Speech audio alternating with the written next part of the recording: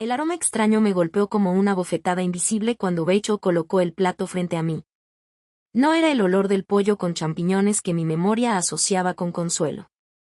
No era hogar. No era amor. Era otra cosa. Un dulzor artificial. Un fondo metálico.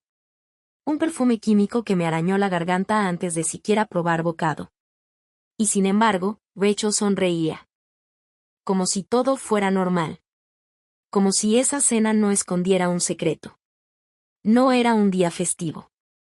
Tampoco era mi cumpleaños ni Navidad. Y sin embargo, Rachel me había llamado esa mañana con una voz dulzona que yo no escuchaba desde hace años. Mamá, esta noche ceno contigo. Te voy a preparar tu plato favorito. ¿Te acuerdas del pollo con salsa de champiñones? Claro que me acordaba. Era el plato que George solía cocinarme cada vez que pasaba algo difícil. El mismo que compartimos en nuestra última cena juntos, cuando ya sabíamos que el cáncer le estaba ganando. Ese sabor estaba lleno de memorias. De amor. De despedidas. Por eso. A pesar de todo, de los meses de distancia, de las llamadas frías, de las miradas que esquivaban la mía, dije que sí. Pasé la tarde limpiando un poco, cambié las flores del jarrón. Puse el mantel blanco que usaba solo en ocasiones especiales. No porque creyera que todo volvería a ser como antes, sino porque en el fondo, una parte de mí quería creer que aún quedaba algo entre madre e hija. Una chispa. A las 8 en punto, tocaron el timbre. Rachel entró con una sonrisa tan perfecta que me dolieron los dientes. Detrás de ella, Daniel, su esposo, el mismo que llevaba meses sin mirarme directamente a los ojos. Traía una botella de vino caro. Mire lo que le traemos, Margaret. Dijo, como si de pronto fuéramos amigos. Pusimos la mesa. Ella en la cocina, tarareando una melodía antigua. Yo preparando los cubiertos, preguntándome qué extraño viento había soplado aquella noche. Cuando llegó el plato principal, algo no encajaba. El pollo estaba en su punto. La salsa cremosa, pero el olor. Había una nota extraña, como dulce, metálica. Un aroma que no pertenecía a mi memoria, ni a ninguna cocina que yo conociera. Mi primer pensamiento fue que Rachel, tan dada a las dietas modernas, habría cambiado algún ingrediente. Pero no. Esto no era leche de avena ni champiñones orgánicos. Era algo más. Me miraron expectantes. Vamos, mamá. Pruebe mientras está caliente, insistió Rachel. Clavé el tenedor en el trozo más pequeño. Lo acerqué a los labios. Pero entonces lo vi. Daniel estaba distraído, revisando su móvil. Su plato aún intacto. Rachel, en cambio, me observaba con una atención que helaba la sangre. Y ahí, sin pensarlo demasiado, lo hice. Giré mi plato mientras fingía servirme más vino. Y lo deslicé hacia donde estaba el suyo. Nadie lo notó. Ni una palabra. Ni una sospecha. Comimos. Bueno, ellos comieron. Yo apenas jugué con la ensalada. 15 minutos después. Daniel comenzó a sudar. 20 minutos después, palideció. A los 30, pidió ir al baño. Y a los 45, cayó al suelo del pasillo, inconsciente. Rachel gritó. Yo no. ¿Qué haría usted si descubriera que su propia hija intentó envenenarla, y nadie más lo sabe? Si alguna vez ha sentido que la traición viene de donde menos lo espera, suscríbase. Y si cree que esto fue fuerte, lo que viene es aún más difícil de contar. Me levanté con calma, llamé a emergencias. Les expliqué todo con la voz firme que uno reserva para los funerales. Mientras tanto, Rachel intentaba despertarlo a golpes suaves, diciendo su nombre entre lágrimas. Pero yo no la miré. Fijé mis ojos en el plato vacío que una hora antes había estado frente a mí. Y comprendí. No fue un accidente. No fue una coincidencia. Fue una decisión. Una que había tomado mi hija. Una que me excluía de su vida. Y de este mundo. Cuando los paramédicos se llevaron a Daniel, aún respiraba. Eso me dio algo que no había sentido en mucho tiempo. Rachel no volvió a entrar a la casa. Ni siquiera cerró la puerta al salir. La dejé así, abierta. Que se fuera todo el aire envenenado. Fui hasta la cocina. Olí la cazuela. Revisé el bote de especias. No era nuez moscada. No era romero. Era algo más. Me senté en silencio. No lloré. Solo me dejé estar. En la mesa, quedaba una copa con marcas de sus labios. El mismo color que usaba mi madre cuando yo era niña, rojo carmín. Y entonces me vi en ella. No como la víctima, sino como la mujer que, por primera vez en muchos años, había confiado en su intuición y había tenido razón. Porque a veces, el cuerpo sabe lo que el alma no quiere aceptar. Porque hay traiciones que no se gritan. Se cocinan a fuego lento. No dormí esa noche. Me quedé en la silla del comedor, con la manta de lana sobre las piernas. Pensando. No en el veneno, sino en todo lo que había llevado a mi hija a pensar que el mundo estaría mejor sin mí. ¿Fue mi ausencia? ¿Mi forma de educarla? ¿Mi silencio durante tantos años? ¿O simplemente fue su codicia? A las 5 de la mañana, cuando los primeros pájaros cantaron, me levanté. Guardé los platos. Lavé los vasos. Tiré la comida. Y luego me senté con mi cuaderno. Escribí solo una frase. No me fui. Solo me estaba preparando para volver, con otra fuerza. Porque después de aquella cena, ya no era la misma. Había muerto una parte de mí. Pero otra acababa de despertar. Y esa parte, no iba a permitir que me silenciaran con un plato de comida. 3 días después de aquella cena envenenada, y lo digo así. Sin metáforas, Rachel volvió a mi casa. Pero esta vez no traía sonrisas ni guisos sospechosos. Traía papeles. Mamá, necesito hablar contigo, dijo. Con esa voz medida que usaba en las presentaciones de empresa. Vestía de manera impecable, traje blanco de lino, tacones suaves, el pelo recogido en un moño pulcro. Traía una carpeta gris bajo el brazo y el perfume caro que solo se ponía cuando tenía que convencer a alguien. A mí. Nos sentamos en la terraza. Yo había preparado té. Pero ella no lo tocó. Abrió la carpeta con gesto profesional, como si estuviera en un despacho y no en la casa donde había crecido. Y entonces empezó su discurso. Un plan de expansión para su cadena de boutiques. Nuevas ubicaciones. Nuevos diseñadores. Proyecciones de crecimiento. Todo bien impreso, a color, en papel grueso. Solo necesito una inversión inicial. Son 200.000 euros. Tú sabes lo que eso significa para una marca como la mía, dijo, con seguridad ensayada. Yo escuchaba en silencio. Como hacía siempre cuando George y yo recibíamos propuestas para invertir en alguna línea nueva. Pero esta vez, había algo que no cuadraba. No eran los números. Los números estaban perfectos. Demasiado perfectos. Ni una curva de riesgo. Ni una estimación conservadora. Y Rachel nunca había sido así. Ella era impulsiva, sí, pero no mentirosa. Hasta ahora. Lo que me inquietó no fue lo que decía. Fue cómo me miraba. No había calor. No había hija. Solo una ejecutiva intentando manipular a una mujer mayor. Tomé la carpeta con calma. Pasé las hojas una por una, sin prisa. Has trabajado mucho en esto, le dije. Ella asintió, rápido. Y necesito saber si cuento contigo, mamá. Sé que tienes la liquidez. Esto podría ser mi salto definitivo. Yo no respondí. Y ahí, llegó Daniel. No lo había escuchado entrar. Se apoyó en el marco de la puerta, con los brazos cruzados y esa expresión entre aburrida y superior que tanto me incomodaba. ¿Todo bien?, preguntó, como si no supiera lo que estaban tramando. Rachel lo llamó con la mano. Ven, amor, explícale tú también lo del local de Salamanca. Y ahí supe que no era solo su proyecto. Era de los dos. Daniel se sentó frente a mí como si fuera socio y no yerno.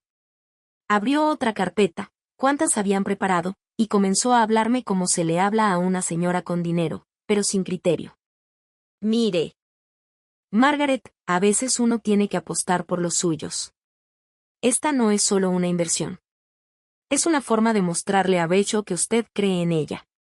Como madre. La palabra como madre me cortó el aliento. Lo dijo con ese tono de corrección moral que no le conocía.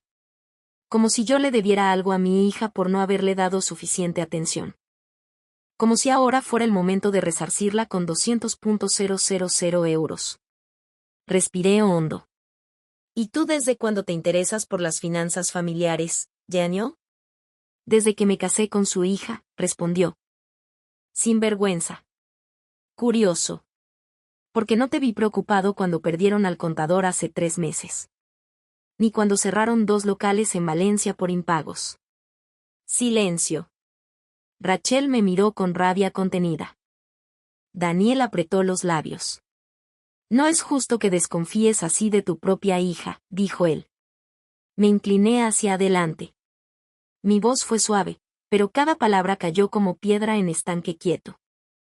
No desconfío de mi hija. Desconfío de su socio. De su ambición. Y de esa manera tan extraña en la que ahora me miran, como si yo fuera solo una cuenta bancaria. No se lo esperaban. Rachel se puso de pie. Entonces no me vas a ayudar. No con dinero.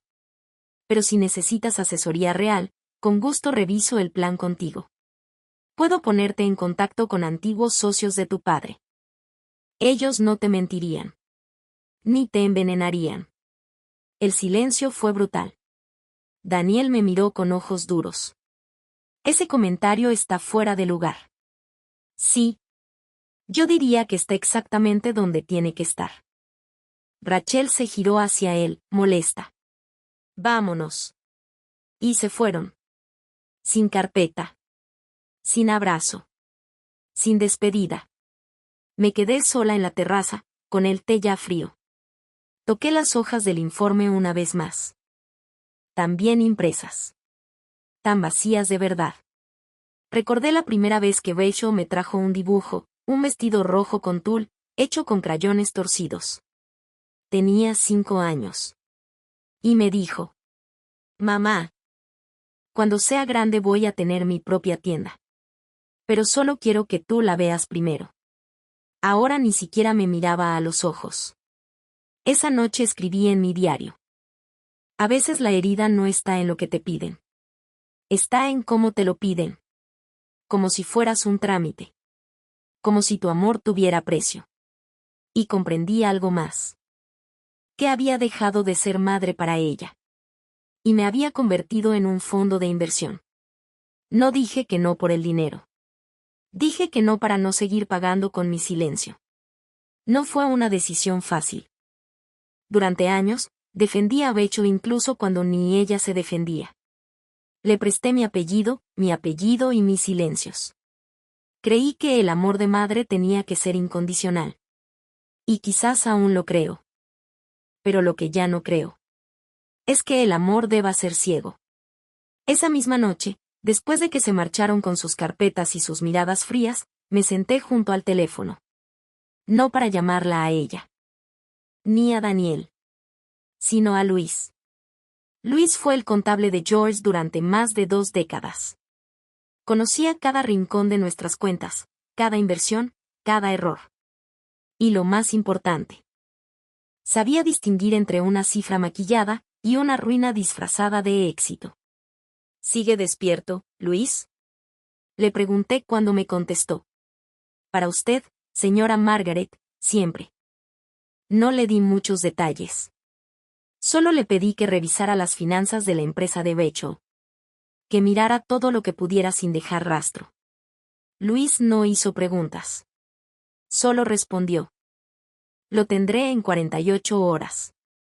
La espera fue una tortura silenciosa. Yo seguí con mi rutina. Regué las plantas. Paseé al mercado. Me senté en la misma banca del parque donde solía ir con George los domingos por la tarde. Pero mi mente no descansaba. Cada vez que cerraba los ojos, volvía a ver el rostro de Rachel cuando me pidió los 200.000 euros. No por el dinero, sino por la desesperación mal disimulada. Por esa inseguridad en su voz, por esa impaciencia en su respiración. Yo la había visto nerviosa antes. Pero esa vez era diferente. No tenía miedo de fallar. Tenía miedo de que la verdad saliera a la luz. Luis me llamó 2 días después. Y por el tono de su voz, ya sabía que no iba a gustarme lo que iba a oír. Señora Margaret, ¿tiene dónde anotar? No hace falta. Dígamelo todo. Suspiró. Las boutiques de Rachel están al borde del colapso. Han cerrado 3 locales en menos de 6 meses. Los proveedores no cobran desde abril. Y el banco les ha denegado una línea de crédito por impago de impuestos. Me quedé en silencio. Eso no es todo, continuó.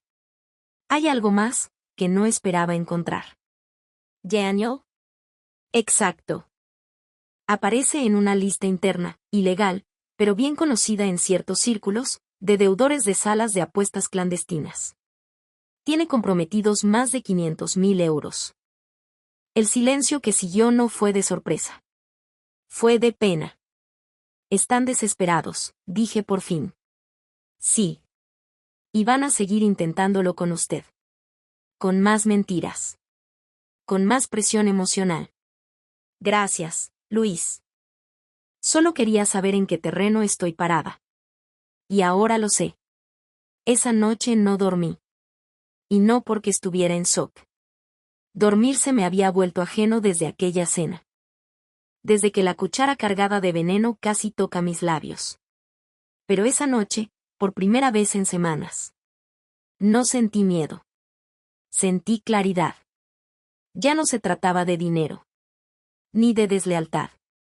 Ni siquiera de traición. Era otra cosa. Era la constatación de que mi hija ya no me veía como madre. Me veía como último recurso. Al día siguiente, abrí el viejo álbum de fotos.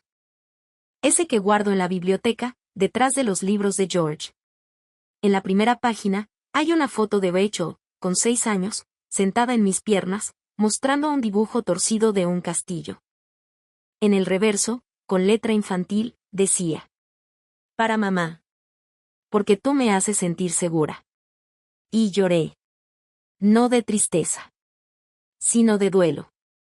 Porque esa niña ya no existía. Y la mujer que quedaba, solo sabía pedirme. Esa tarde, me puse un abrigo largo, mis zapatos más cómodos y salí. Caminé hasta la notaría. Había algo que debía empezar a hacer. Protegerme. Y proteger lo que quedaba de mí. Descubrir la verdad no duele. Lo que duele, es aceptar que ya la intuías y te negaste a verla. Cuando Daniel cayó al suelo. No fue el golpe contra el mármol lo que me estremeció. Fue la mirada de Rachel. Porque, en medio de los gritos, del caos, de los intentos torpes por reanimarlo, ella no se sorprendió. Se asustó. Sí. Pero no como alguien que no entiende lo que pasa, sino como alguien que entiende demasiado bien. Fue un miedo contenido. Preciso. No de qué está pasando, sino de ¿saldrá bien lo que hicimos? Como el de un jugador que, al ver caer sus fichas, no se pregunta qué pasó, sino quién me vio. Y yo lo vi todo. Me quedé sentada, con la servilleta todavía en la mano. Como si aún pudiera volver el tiempo atrás, y cambiar el plato. Cambiar la historia. Cambiar a mi hija por la niña que fue. Pero ya no había marcha atrás. Los paramédicos llegaron. Se llevaron a Daniel entre cables, oxígeno, y palabras que apenas oí. Rachel no me miró al salir. Ni una palabra.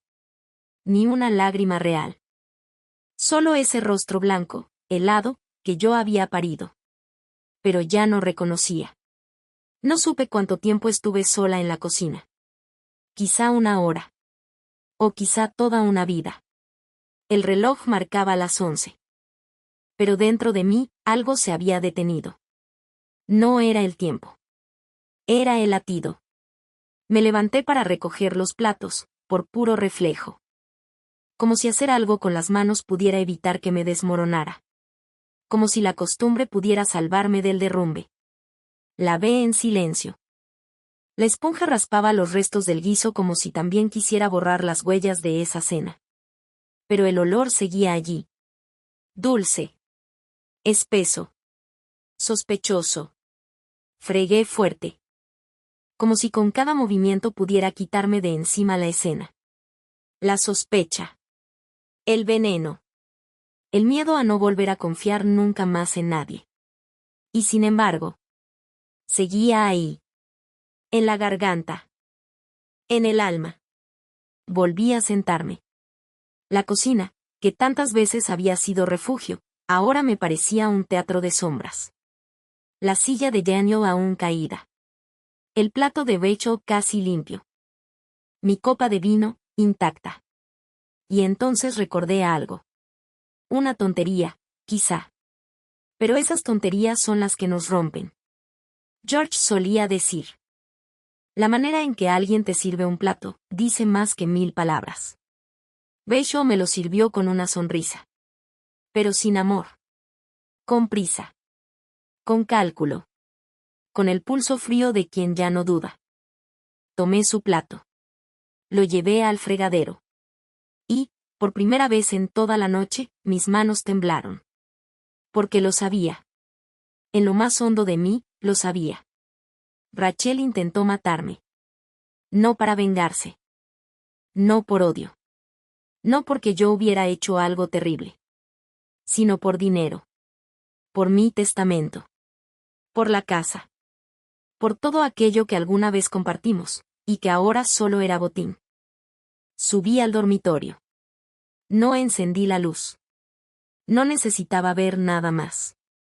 Me senté en la cama. Miré el retrato de George en la mesita.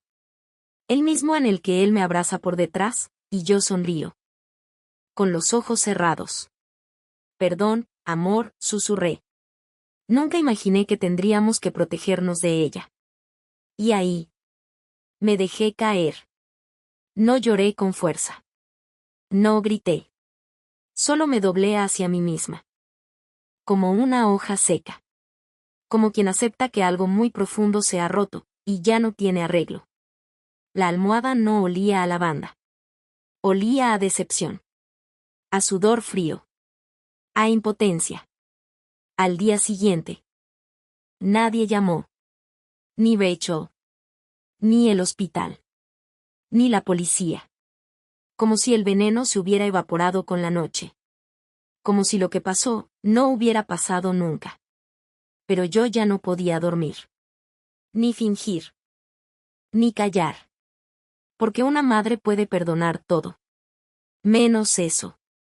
Me levanté temprano. Preparé café. Encendí la radio, pero la apagué enseguida. El silencio me parecía más honesto que cualquier música. Me senté con una hoja en blanco. Y escribí. Si alguna vez desaparezco sin explicación, no busquen lejos. Busquen en la cocina. En el plato equivocado. En la mirada de quien un día me llamó, mamá, punto. Luego llamé a Whitaker, mi abogado. Necesito verte. Hoy. No hizo preguntas. Con Whitaker no hacían falta las explicaciones largas. Él sabía leer entre líneas. Y mi voz no era la de siempre. Nos vimos en su despacho al mediodía. Era un lugar luminoso. Con estanterías de madera y olor a papel nuevo. Le conté todo. La cena. El olor. El cambio de platos. La caída de Daniel. La frialdad de Rachel. No oculté nada. Ni una palabra. Él me escuchó sin interrumpirme. Solo al final, me preguntó. ¿Tiene pruebas? ¿Cuenta la mirada de una madre como prueba? Me miró con pena. Y con respeto. No ante un juez. Pero sí ante mí. Y entonces me lo dijo. Margaret, tiene que protegerse. Y hacerlo ya. Salí de allí con una carpeta bajo el brazo. No era como la de Rachel. No tenía promesas vacías ni cifras decoradas. Tenía decisiones. Papeles para revisar mi testamento. Para blindar mis propiedades. Para anular poderes notariales. Para nombrar a otro beneficiario si algo me pasaba. No era venganza. Era instinto de supervivencia. Y un acto de dignidad. Esa noche, de vuelta en casa, encendí una vela. La puse frente al retrato de George. Respiré hondo. La hija que criamos, ya no está. Pero yo sí. Y no pienso desaparecer así. Cuando una madre deja de tener miedo, es porque ya entendió que el verdadero veneno fue confiar en quien no lo merecía. Volvió sin avisar. Vestía de negro, sin maquillaje, con gafas oscuras, pero no por dolor, sino por estrategia. Entró sin saludar. Sin pedir permiso. Caminó directo a la cocina, como si aún viviera aquí. Como si yo no supiera lo que hizo. ¿Qué demonios pusiste en la cena? Soltó de golpe, antes incluso de sentarse. Me giré despacio.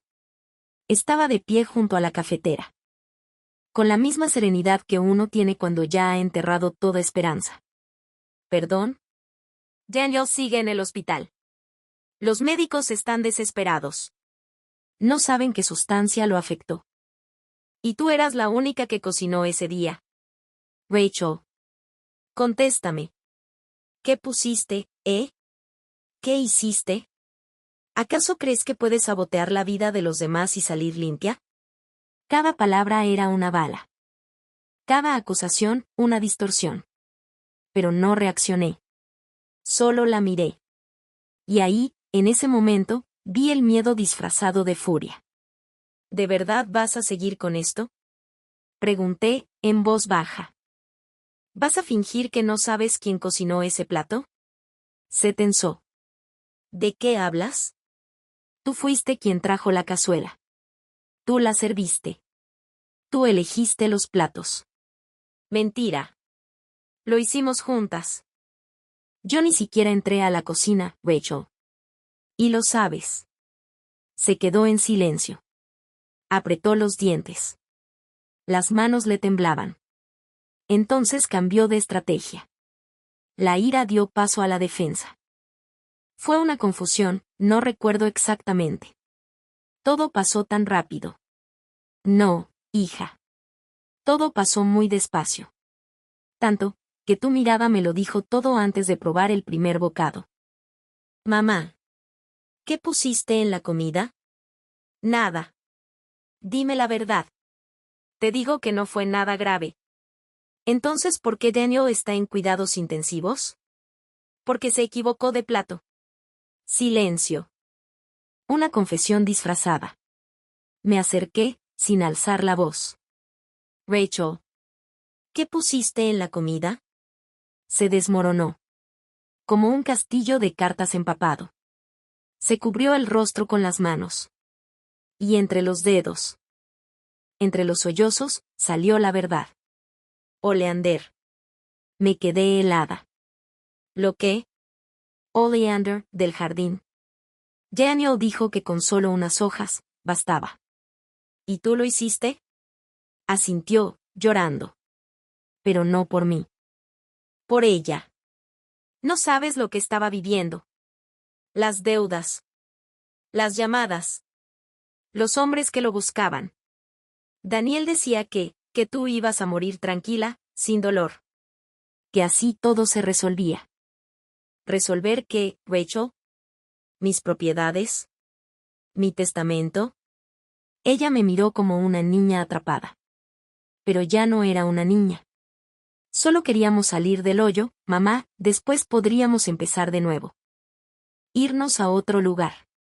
Yo pensaba que si te ibas tranquila, nadie te investigaría. ¿Querías que me fuera tranquila? ¿Así lo llamas ahora? Caminé hasta la puerta. La abrí. Vete. Mamá. Vete ahora mismo. Escúchame. No era contra ti. Era contra todo lo que nos hundía. ¿Y yo qué era para ti? ¿Un obstáculo? ¿Una piedra en tu camino? Eres mi madre. Ya no. O al menos, ya no como antes. Ella cayó de rodillas. Dame otra oportunidad. Solo una. No diré nada. Te lo juro. Solo ayúdame a salir de esto. No se trata de callar. Se trata de que tú intentaste matarme. No lo logré. Peor aún. Lo intentaste, y aún así te atreviste a volver. La vi levantarse con las manos temblorosas. La vi salir. Sin bolso, sin palabras. Sin alma. Y yo cerré la puerta. Sin lágrimas. Con una paz que no venía del perdón, sino de la certeza. Porque hay vínculos que no se rompen de un día para otro. Pero se pudren. Lento. Hasta que un día, ya no huelen a amor, sino a veneno. No me dolió lo que hizo. Me dolió que pensara que aún podía quedarse, después de haberlo hecho. No era miedo. Tampoco era rabia. Lo que me apretaba el pecho esa noche tenía otro nombre. Un nombre que no había querido pronunciar en voz alta desde que Rachel era pequeña. Soledad. Esa soledad que no tiene que ver con estar sola, sino con saber que alguien a quien diste la vida, ya no te reconoce. Y peor aún, ya no te desea viva. No pude quedarme en casa. Las paredes me miraban como testigos mudos. La silla de Rachel seguía torcida. El mantel, aún arrugado. Todo olía a traición. Tomé el abrigo sin pensarlo. Y salí. Caminé por calles frías. Vacías, como mi cuerpo. Hasta que vi la luz encendida. Esa ventana de siempre. La de Clara. No toqué el timbre. Golpeé suave. Como quien no quiere molestar, pero tampoco puede más. Ella abrió en bata, con cara de susto. Pero bastó un segundo para entenderlo todo. No preguntó. Solo abrió los brazos. Y ahí me rompí. No como quien llora, sino como quien se derrumba desde dentro. Clara me sentó en la cocina. Me envolvió con una manta. Puso una taza caliente entre mis manos. Estoy aquí, susurró. Cuando quiera. Como quiera. Pasó un rato hasta que pude hablar. Fue ella, Clara. Rachel. Fue ella quien intentó envenenarme. No pestañeó. ¿Quieres contarme? Y conté. La cena. La mirada. La confesión. El frasco. Las palabras como cuchillos, solo dormirás. Será suave. Cuando terminé, me temblaban los dedos. Clara los tomó como quien recoge algo sagrado. Y dijo, sin odio, sin escándalo. Margaret, tú no te lo merecías. Ninguna madre lo merece. Y ningún hijo tiene derecho a traspasar esa línea, jamás. Me quebré otra vez. Pero esta vez, no me sentí débil. Me sentí humana. Por primera vez en muchos días. Al amanecer, Clara dijo lo que yo no me atrevía. Tenemos que buscar pruebas. La palabra me dolió. Pruebas. Como si necesitara justificar ante el mundo algo que ya me había desgarrado por dentro. Pero ella tenía razón. Volvimos a casa. Entré temblando. Clara, en cambio, entró como una madre loba. Con los ojos afilados. Con la dignidad que yo había olvidado que tenía. Empezamos por la cocina. Ella abrió los armarios, los frascos, los cajones. Y ahí estaba. Un bote sin etiqueta. Pequeño. Inocente a la vista. Pero al abrirlo, el olor nos confirmó todo. Oleander, dije, con un nudo en la garganta. Clara lo guardó en una bolsa de plástico, con pinzas. Esto sola ya es una bomba. Seguimos buscando. Bajo el fregadero, entre los trapos, Un guante de látex manchado de verde. Al lado, un paño con restos de hojas secas. Esto no es suciedad. Es cálculo, dijo Clara. Mientras sacaba todo con cuidado. Pero lo peor no fue eso. Lo peor vino después. En la habitación de invitados. La que Rachel usaba. Detrás de los libros, en una carpeta azul olvidada. Estaban los papeles. Y con ellos, mi silencio se rompió. Una copia de mi testamento, con anotaciones. Un desglose de mis propiedades, subrayado en rojo. 2,8 millones de euros. Un mapa. Con un círculo sobre Panamá. Y la nota, sin tratado de extradición. Y luego, la carta. Una hoja escrita con tinta negra. La letra de mi hija. Doblada. Cuidada. Fría. Si estás leyendo esto. Mamá. Es porque algo falló. Perdón. No quería hacerlo así. Pero no veía salida. No podía más. Clara la leyó en silencio. Yo no. Solo me quedé mirando esa hoja como si me quemara los ojos. ¿Lo ves, Margaret? Dijo ella. No es locura. Es decisión. Fría. Calculada. Y por primera vez, asentí sin miedo. Sí. Había querido matarme. No en un arrebato. Sino con método. Con lista de pasos. Con ruta de escape. Y eso dolía más. Volvimos a la cocina. Clara lo puso todo sobre la mesa. Como quien ordena las piezas de un crimen. Porque eso era. Un crimen. Llamé a Whitaker. Con voz firme. Tengo todo. Fotos. Objetos. Carta. Ven cuanto antes. Él llegó en 2 horas. Y cuando lo vio, no dijo nada. Solo me miró como si viera a otra Margaret. Ahora. Sí. Ahora ya nadie podrá callarla. Ese mismo día anulamos el testamento anterior. Cancelamos todos los poderes. Y transferimos la propiedad legal a una fundación de protección temporal. No por capricho. Por protección. Y por primera vez en mucho tiempo, dormí. Con Clara en la habitación de al lado. Con la casa en silencio. Con la certeza de que, esta vez, la verdad dormía conmigo. El amor de madre no desaparece. Pero cuando una hija planea tu muerte, también te da permiso para empezar a vivir sin ella. La mesa seguía llena. Pero no había comida. Ni flores. Ni manteles. Solo objetos. Un frasco con polvo de oleander. Un trapo con manchas verdes. Una lista escrita a mano. Y la carta. Esa carta cruelmente cuidada. Como si planear la muerte de una madre mereciera buena caligrafía. Clara los había ordenado en silencio, uno al lado del otro, como piezas de dominó. Y ahora nos sentábamos frente a ellos. Como 2 mujeres que ya no querían huir de lo que sabían. Yo pensaba en llamar a la policía. Pero Clara, siempre más sensata, dijo. Primero Mario.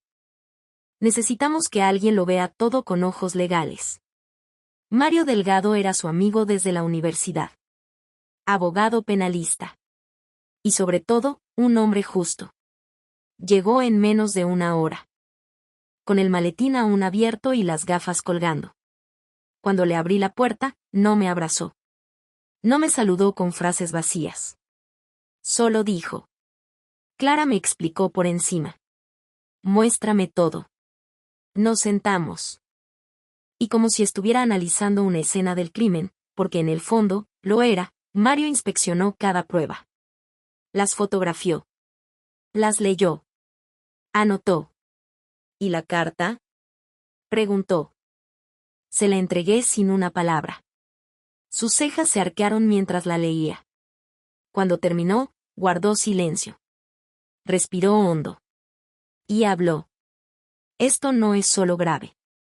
Es tipificado como tentativa de homicidio premeditado. Con planificación.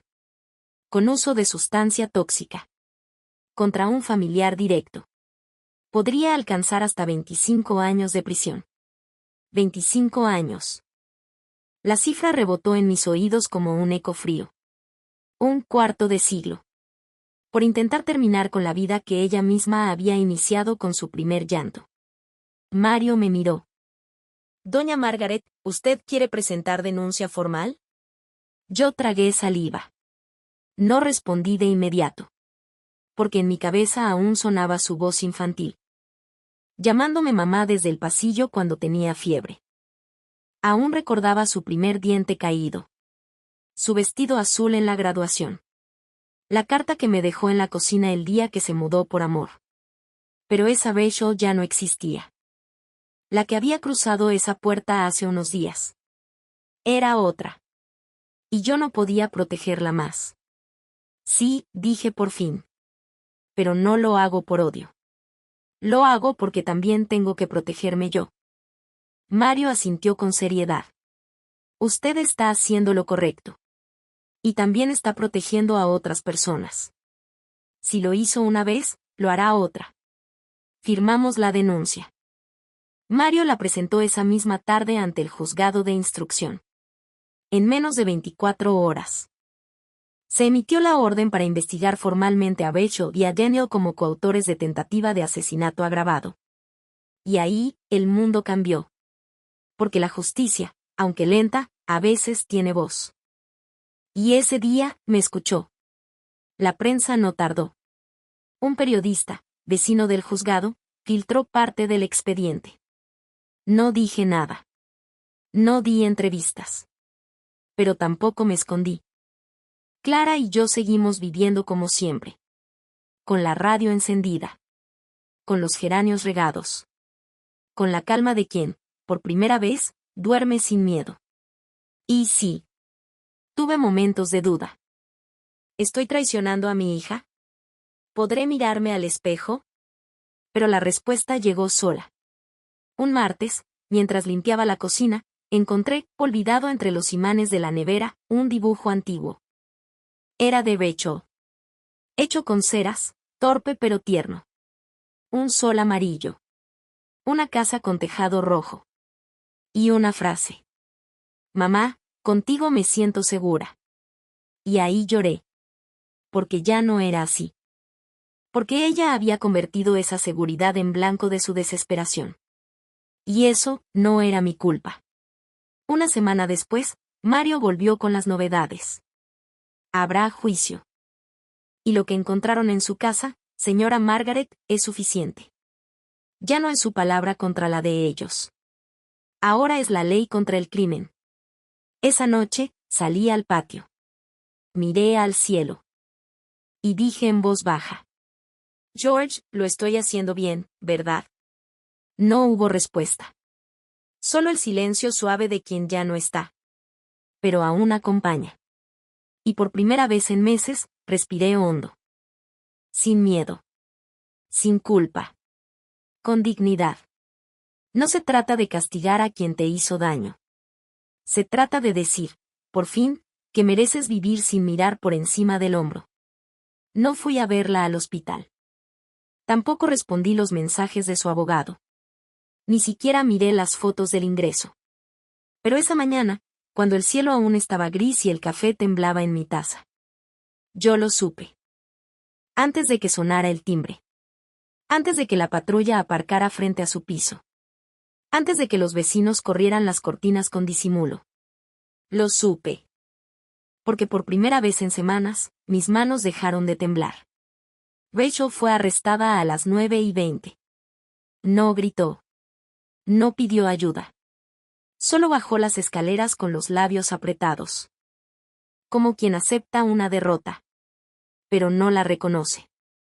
Daniel seguía en el hospital. Custodiado. Intubado. Yo me senté sola en la cocina. Miré mi reflejo en la ventana. Y me pregunté. ¿Esto es justicia? ¿O simplemente el final de una larga mentira que me negué a ver? No dormí la noche anterior a la audiencia.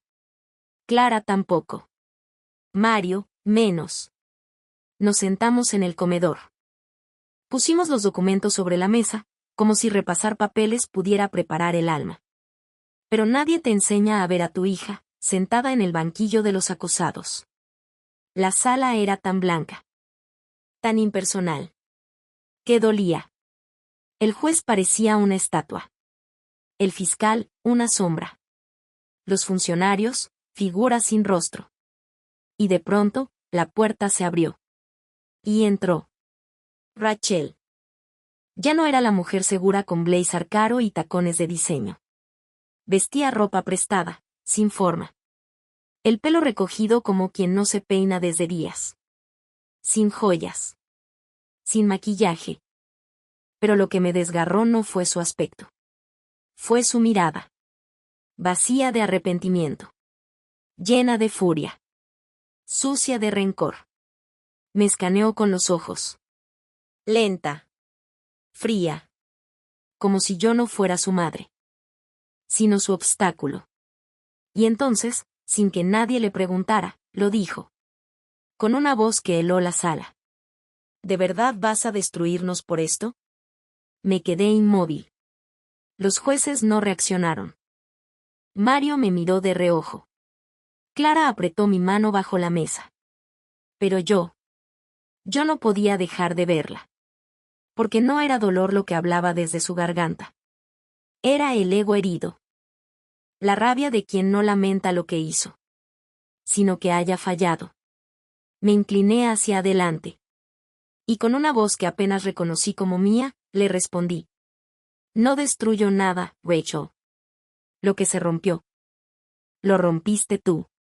Yo solo recojo los pedazos. Ella sonrió con sarcasmo. Esa sonrisa. Esa maldita sonrisa.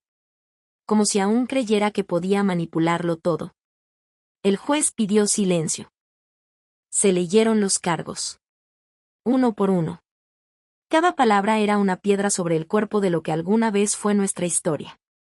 Intento de homicidio agravado. Con premeditación. Con vínculo familiar. Riesgo de fuga. Y cuando le ofrecieron hablar, se levantó. Miró a los presentes. Y dijo. Yo no intenté matarla. Intenté liberarnos.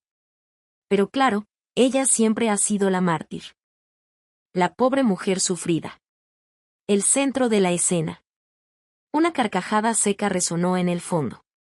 Quizá de algún periodista. O del abogado de Daniel. Pero no me importó. Porque lo que me desgarraba no era el escándalo. Era la certeza. Rachel, ya no era Rachel. Era la sombra de una hija que un día se cansó de verme como madre. Y empezó a verme como obstáculo. Mario pidió la palabra. Explicó el plan, paso a paso. Los documentos. El oleander. La carta. Hablaba de hechos. Pero yo solo podía mirar sus manos. Esas manos que un día temblaban de fiebre y se aferraban a las mías. Y que ahora, se cerraban en puños de rabia. El juez dictó prisión preventiva. Sin derecho a fianza. Y cuando los guardias la tomaron del brazo, Rachel no lloró. No bajó la cabeza. Solo me miró. Y murmuró. Esto no queda así, mamá. No vas a salir limpia. Yo no dije nada. Porque lo que escuché no fue una amenaza. Fue una confesión brutal. Ella no se sentía culpable. Se sentía traicionada por mí. Como si yo fuera la culpable de que su plan no funcionara. Volví a casa en silencio. Clara y Mario me ofrecieron quedarse. Les agradecí.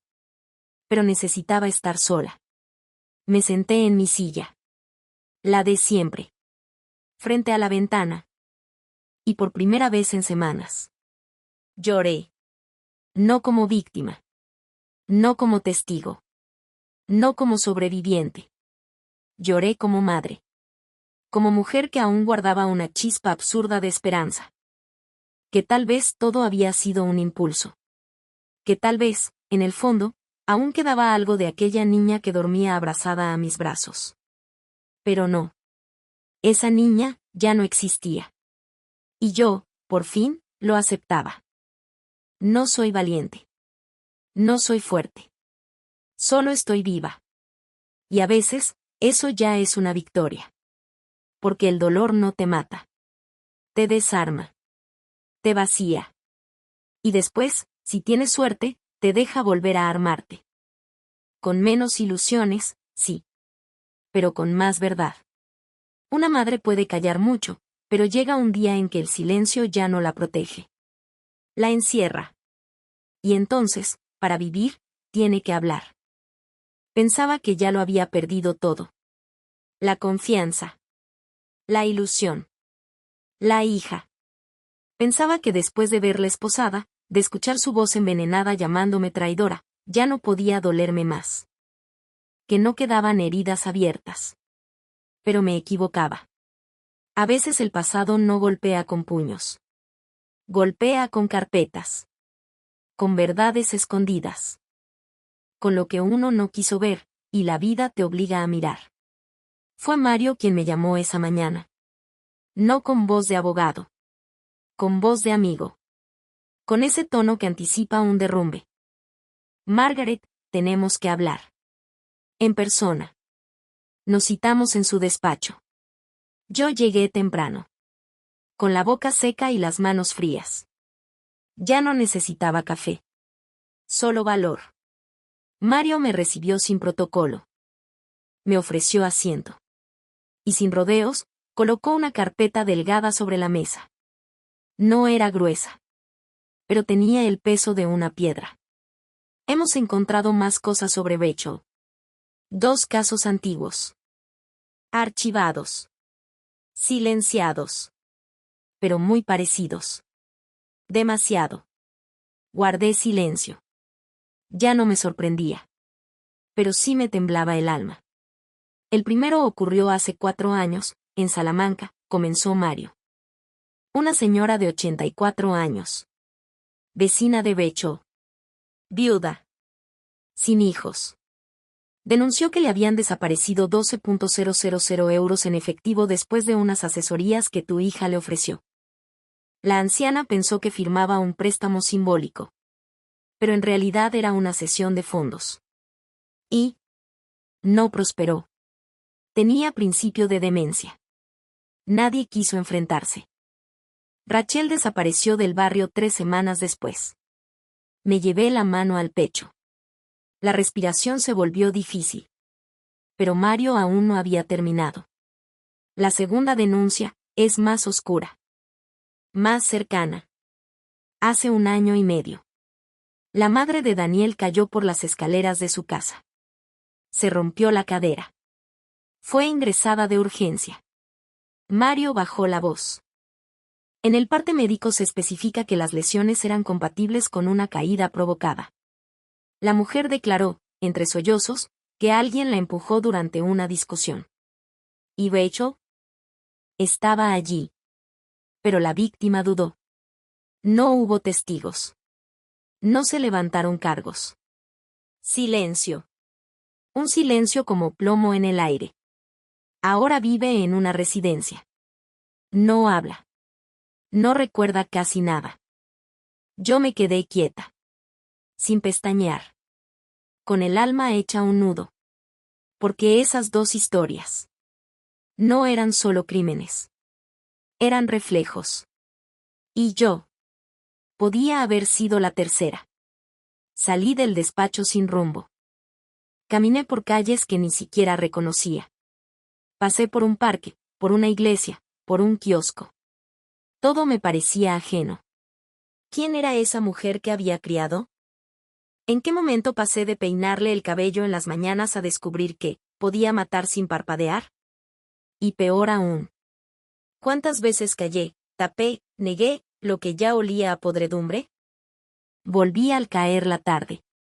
Clara me esperaba con una infusión caliente. Pero yo no tenía sed. Tenía angustia. Le conté todo. Despacito. Casi sin aliento. Como si cada palabra fuera un clavo. Ella me escuchó sin interrumpirme. Sin consuelo fácil. Sin tapar el horror. Y cuando terminé, me tomó las manos. Y me dijo algo que me partió. Pero también me sostuvo. Margaret, si no hablas ahora, te conviertes en cómplice. Ya no es solo tu historia. Ahora es la historia de todas las que vienen después. Y lo supe. Tenía razón. Ya no se trataba de mí. Se trataba de todas las mujeres mayores que habían confiado. De aquellas que no tenían voz. O que ya no podían hablar. Como la madre de Daniel. Volví a ver a Mario. Esta vez sin miedo. ¿Se puede reabrir? Sí. Si las familias aceptan colaborar. Si tu testimonio se suma. Podemos probar un patrón de conducta. No un error. Una línea de abusos encubiertos. Asentí. No temblé. No lloré. Firmé. Y al firmar, algo se rompió. Pero algo más nació. Esa noche, bajé al trastero. Saqué las cajas viejas. Fotos. Cartas. El dibujo con el sol amarillo y la casa de tejado rojo. La letra de Rachel de niña. Mamá, contigo me siento segura. Y por primera vez. No lloré. Solo entendí. Entendí que esa niña ya no existía. Y que yo no podía seguir construyendo mi esperanza sobre alguien que ya no era. Escribo esto no para acosarla. Ni para castigarla. Lo escribo porque sé que no estoy sola. Porque en muchos hogares, hay silencios como el mío. Cómodos. Tibios. Peligrosos. Y hoy lo entiendo con más claridad que nunca. El silencio de una madre puede ser el lugar más cómodo para que el mal crezca. Mario me llamó esta mañana. Los casos se reabrirán. Mi testimonio será la clave. Y por primera vez en mucho tiempo. Sentí que mi voz, que durante años fue susurro, ahora podía salvar a alguien. Me senté en la cocina. La luz entraba como una caricia. Y escribí en mi cuaderno. Ser madre no significa cubrir. A veces, ser madre es sostener la verdad. Aunque te rompa. No fue el crimen lo que me rompió. Fue descubrir que, por años, yo le presté mi silencio, y ella lo usó como arma contra otras mujeres como yo. La sala estaba llena, pero todo sonaba lejano. Los murmullos. Los pasos del juez. El golpeteo del bolígrafo de un secretario distraído. Yo estaba allí, sí. Con el corazón quieto, los ojos abiertos, la espalda recta. Pero en realidad, ya no era parte de ese mundo. Estaba flotando en otro tiempo. Un tiempo donde aún creía que el amor todo lo podía. Que una hija, por más errores que cometiera, nunca cruzaría ciertas líneas. Que el instinto materno bastaría para salvarnos.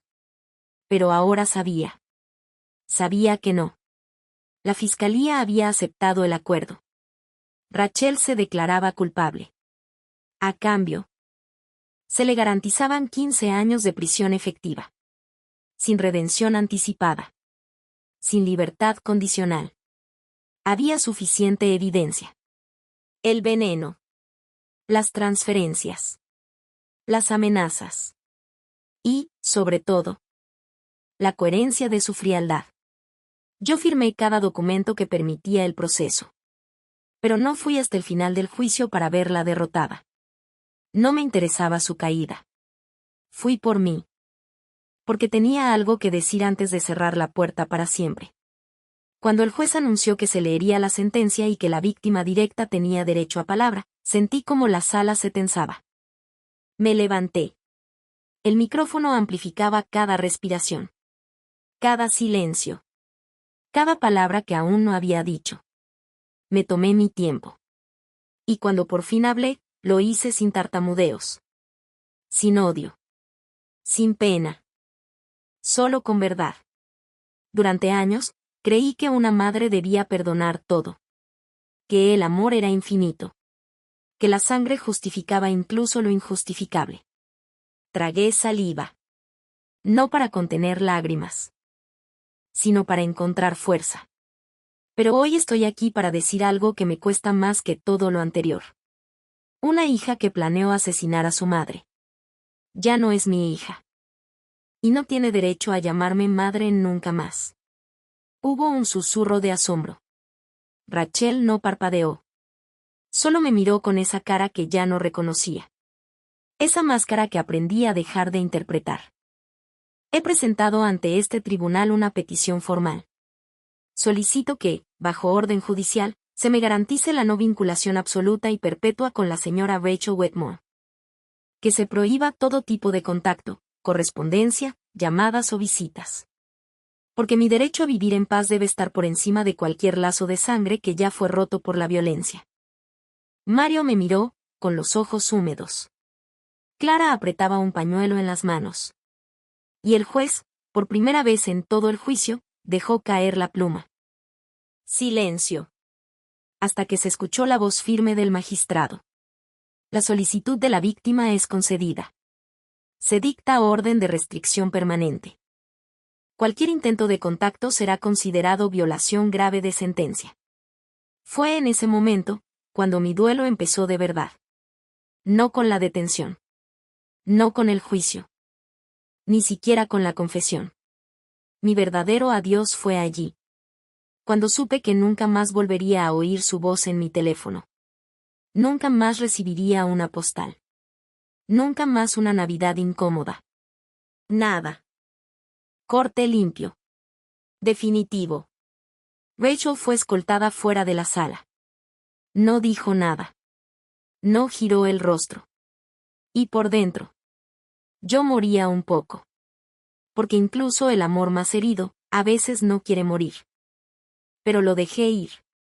Esa tarde, al volver a casa, encendí una vela. No por ella. Por mí. Porque sobrevivir no siempre significa seguir viviendo. A veces. Significa aprender a vivir sin ciertas personas. No me arrepiento. No me siento cruel.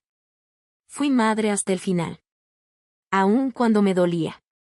Aún cuando me usaron. Aún cuando me traicionaron.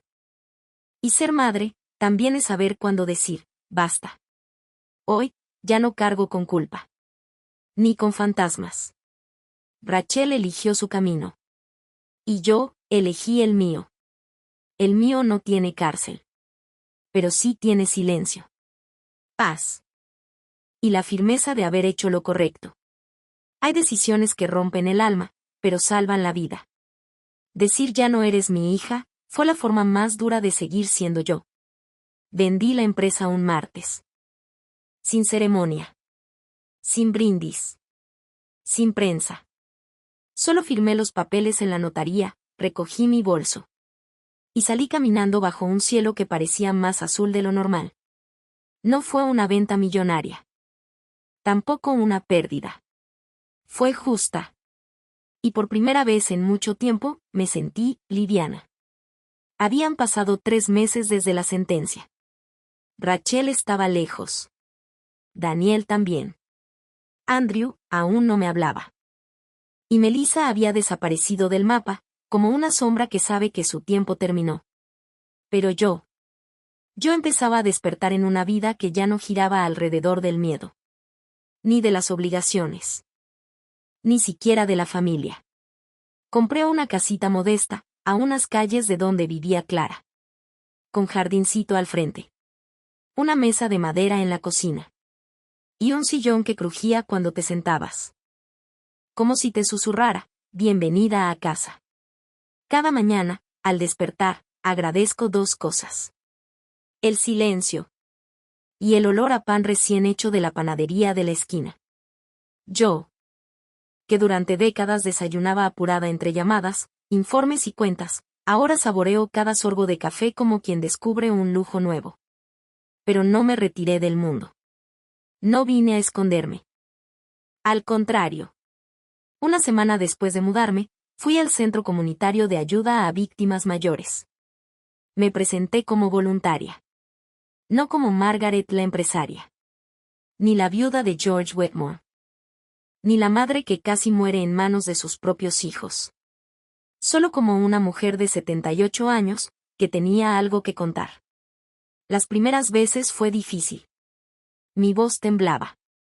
Las manos sudaban. Pero luego vi los rostros. Rostros como el mío. Marcados por el tiempo. Por el abandono. Por las cicatrices invisibles que deja el desprecio de quienes deberían cuidarte. Y entonces hablé. De la herencia. Del veneno. Del silencio que casi me mata más que la traición. Y cada vez que terminaba, alguien se acercaba. Me apretaba la mano. Me decía. Gracias, por decir lo que yo no me atrevo. Entendí que mi historia no era solo mía. Era espejo. Era puente. Y ahí supe que, aunque ya no tenga una gran empresa, ni una familia entera, ni fiestas de Navidad abarrotadas de nietos, tengo algo mucho más valioso. Mi voz. Mi tiempo. Mi libertad. Hoy, todos los miércoles doy una charla en el centro. Hablamos de límites. De testamentos. De amor sin sometimiento. Y, sobre todo, de reconstruirse sin rencor. El otro día, una mujer de 82 años me dijo. Nunca pensé que a mi edad podía empezar de nuevo. Yo le respondí. A nuestra edad es cuando se empieza de verdad. Sin máscaras. Sin miedo a decepcionar. Sin necesidad de demostrar nada. Porque la libertad no es una herencia. Es una conquista. También doné una parte del dinero de la venta para renovar el centro. Ahora hay una sala de lectura, otra para clases de manualidades. Y un pequeño jardín donde algunas de nosotras sembramos lavanda y albahaca. Ver esas plantas crecer. Es mi manera de medir el tiempo. Porque la vida sigue. Y merece ser vivida con dignidad. Clara me visita todos los domingos. A veces cocinamos. O simplemente escuchamos música de cuando éramos jóvenes. Hay días en que nos reímos hasta llorar. Y otros, en que lloramos sin necesidad de decir palabra. Pero ya no hay amargura. Solo memoria. La última carta que recibí de Rachel fue de vuelta. Había orden judicial. Y yo ya no quería más palabras que no fueran verdad.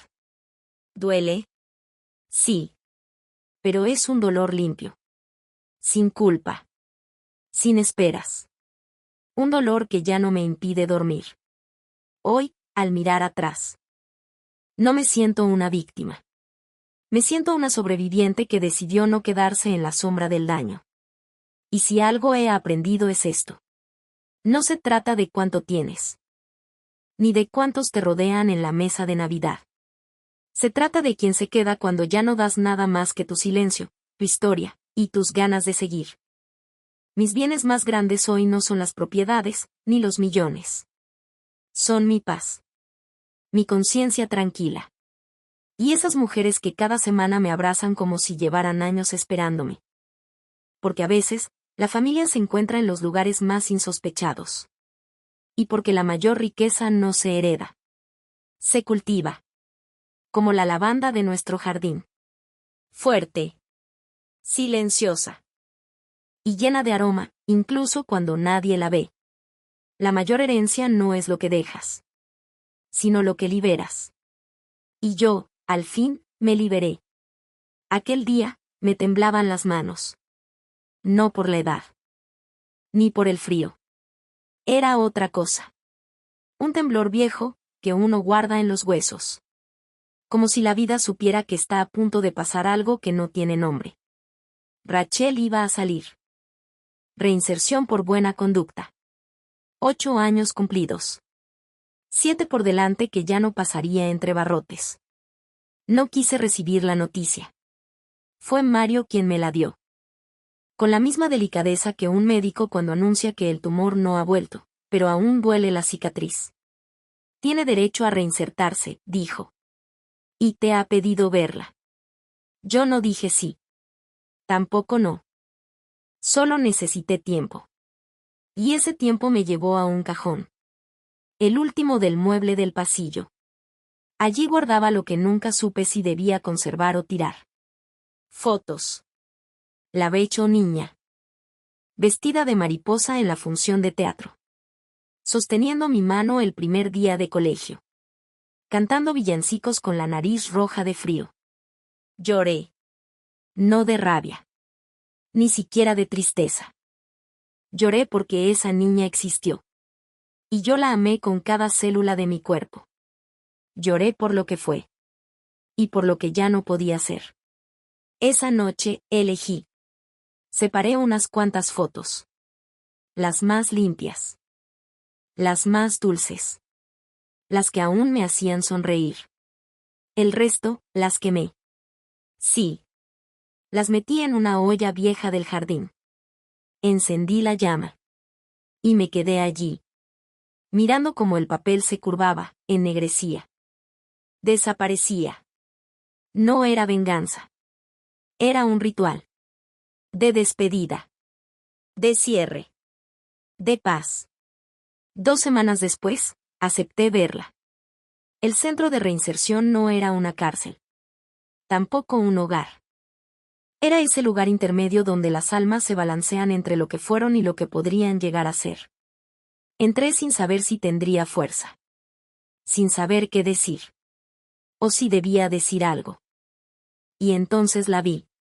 Rachel. Con el cabello más corto. La piel sin maquillaje. Los ojos más opacos. Pero por primera vez en años, sin ese muro de orgullo que siempre llevaba puesto. Se levantó. No intentó abrazarme. Ni sonreír. Solo me miró. Y dijo. Gracias por venir. Yo no respondí. Me senté frente a ella. Y esperé. Silencio. Hasta que su voz se quebró. No hay un solo día en que no piense en lo que hice. Bajó la mirada. No puedo pedirte que lo olvides, ni que lo perdones. Pero si hay algo que me queda, madre, es la necesidad de decirlo. En voz alta. Yo fui cruel. Yo te traicioné. Y aún no entiendo en qué momento me convertí en alguien tan frío. Yo seguía sin hablar. No por dureza. Sino porque necesitaba escucharla llegar al fondo. A veces sueño contigo, dijo. Pero no con la mujer de la empresa. Sino con la de la cocina. La que me curaba la fiebre con paños húmedos. La que se dormía en la silla cuando yo estudiaba para los exámenes.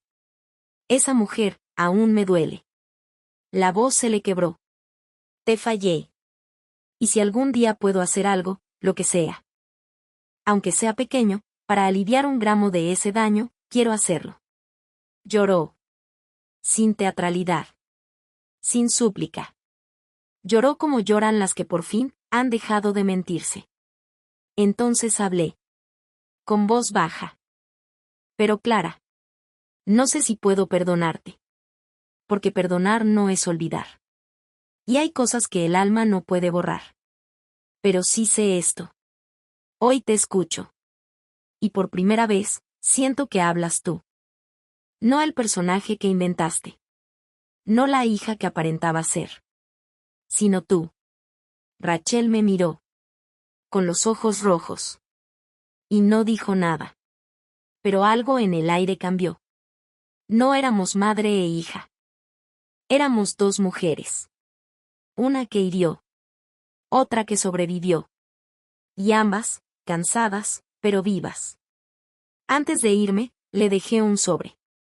Dentro había 4 fotos. La de su función de mariposa. La del primer día de colegio. La de Navidad. Y una, que nunca había visto. Era de nosotras dos, en la playa, ella con 5 años, yo con un sombrero ridículo y el sol en la espalda. Tú fuiste esa niña, le dije. Y yo aún guardo amor por ella. Pero quién saldrá de aquí, depende de ti. Ella asintió. No pidió más. No dijo te amo. Ni lo siento otra vez. Solo se quedó sentada. Sosteniendo las fotos como quien recibe un mapa hacia algún lugar mejor. Al salir, Clara me esperaba en el coche. ¿Cómo fue? No lo sé. Pero algo terminó. Y algo empezó. Esa noche no dormí mucho. Pero dormí tranquila. Porque entendí algo. El perdón no siempre es un puente de vuelta. A veces es solo una puerta de salida. Una forma de decir: no caminaré contigo. Pero tampoco te arrastraré más en mi dolor. Y eso, también es amor. El perdón no es un regreso. Es una forma de soltar. Sin olvidar que fuimos. Y de elegir, por fin, caminar en paz. El mantel era nuevo. Los platos, antiguos. Y el aroma de la sopa llenaba la cocina como un abrazo largo y tibio. Margaret Whitmore, a sus 70 años, encendía las velas con manos firmes. No temblorosas. No vacilantes. Firmes. Clara, desde la encimera, reía mientras removía el postre. ¿Estás segura de que quieres servir tú sola?, preguntó, fingiendo reproche. Esto parece una cena de gala. Es que lo es, respondí. Es la primera, sin miedo. La puerta se abrió con ese sonido que solo hacen las casas donde la gente vuelve porque quiere, no porque debe. Andrew entró primero. Con una botella de vino y un ramo de flores. Se acercó, me besó en la frente y dijo: hoy cocinas tú, pero yo friego todo. Me reí. Luego entró Rachel. Sí, Rachel. No la de la cárcel. No la del juicio. La otra. La mujer que salió con los ojos abiertos. Y el alma dispuesta a construir lo que destruyó. Traía una bandeja de pan recién horneado. Y un cuaderno con recetas. He aprendido a cocinar sin trampas, dijo, medio en broma. No respondí con palabras. Le pasé el cucharón. Y cocinamos juntas. Lisa llegó corriendo. Con un vestido lleno de flores y una guitarra pequeña en la mano. Abuela. Hoy compuse una canción. Pero solo te la canto si me das doble postre. ¿Doble postre? Eso suena a soborno. Respondí, riendo. Nos sentamos. 5 sillas. 5 historias. Y una sola mesa. Andrew sirvió el vino. Rachel partió el pan. Clara encendió la música suave. Yo solo miré. Y vi lo que muchos buscan toda la vida sin encontrar. Una familia reconstruida. No perfecta. Pero honesta. Con cicatrices, pero con voluntad. Durante la cena, nos contamos historias. Andrew recordó cuando Lisa metió un calcetín en la tostadora porque decía que tenía frío. Rachel habló de su curso de literatura en el Centro de Reinserción. Leímos a Benedetti, dijo. Y entendí por qué un verso puede salvarte la vida. Lisa, con voz firme, nos regaló su canción. Nota musical: abuela, abuela. Con tu voz suave vuelvo a soñar. Tú me enseñaste que llorar también es amar. Nota musical. Todos aplaudimos. Y lloramos. Un poco. Pero sin tristeza. Después del postre, nos quedamos allí, sin apuro. Como si el tiempo ya no pesara. Como si la paz, finalmente, hubiera encontrado dirección en nuestras manos. Rachel, en un momento de silencio, me miró y dijo: gracias por dejarme volver. Sé que no era obligatorio. Yo le tomé la mano. Volver, no siempre es regresar al mismo lugar. A veces es llegar distinta. Y tú, has llegado. Por fin. Andrew asintió. Y si hoy estamos aquí, es porque mamá eligió sanar en vez de odiar. Lisa interrumpió. Y porque la abuela cocina mejor que nadie. Reímos. Pero mi corazón no reía. Mi corazón descansaba. Esa noche, cuando todos se fueron y Clara lavaba los últimos platos. Me senté en el sillón con mi té. Pensé en todo. La traición. El juicio. El fuego. La carta. La cárcel. La canción. Y escribí en mi cuaderno. A los 70 años, no me devolvieron lo que me quitaron. Me lo reconstruí yo misma. Pieza a pieza. Sin venganza. Con verdad. Y rodeada, al fin, de quienes eligen quedarse sin hacer daño. Perdonar no borra lo vivido. Pero vivir sin miedo. Es el mayor acto de justicia que una mujer puede regalarse. Cuando todo parece perdido, aún queda lo más valioso, la capacidad de elegirnos a nosotros mismos. Esta historia nos recuerda que el amor no es aguantarlo todo, sino saber poner límites cuando es necesario. Que nunca es tarde para empezar de nuevo, ni para sanar lo que otros intentaron romper. La dignidad no se negocia, se reconstruye. Y la libertad más profunda es la de vivir en paz con uno mismo. Porque envejecer con verdad y amor propio es el triunfo más silencioso. Pero más poderoso. ¿Te conmovió esta historia? Déjanos un comentario con un corazón si sentiste que esta historia te habló al corazón. Queremos leerte, acompañarte y seguir creando contenido que realmente te importe. ¿Te interesa este tipo de relatos reales, humanos y profundamente transformadores? Entonces suscríbete ahora mismo y activa la campanita. Porque lo que viene son historias aún más poderosas, más valientes, más tuyas. Y no querrás perdértelas. Cuéntanos también. ¿Sobre qué tema te gustaría que hablemos en el próximo video? Tu voz guía nuestro canal. Esta es una historia ficticia que no pretende ofender ni atacar a nadie. Fue creada únicamente para transmitir una lección significativa a los espectadores, y todos los nombres de los personajes son completamente ficticios.